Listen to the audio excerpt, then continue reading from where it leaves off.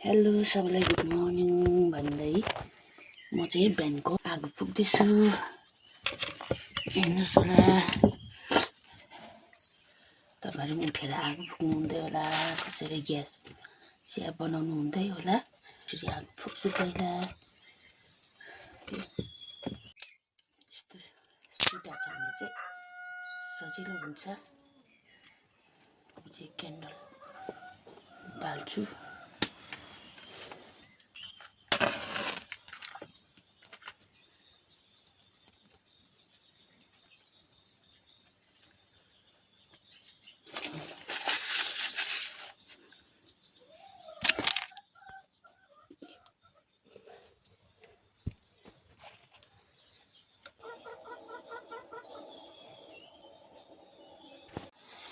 चिया पनि पाक्यो। हवस् त मेरो चिया पनि पाक्यो। अब चिया पिउनु लागेको।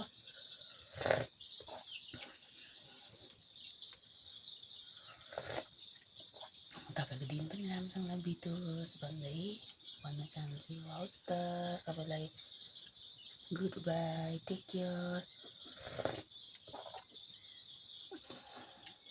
म पो कहिले पाक्छ खाजा खानु पर्ने हो। 2-3 बच्चा कहाँ ढिलो हुन्छ।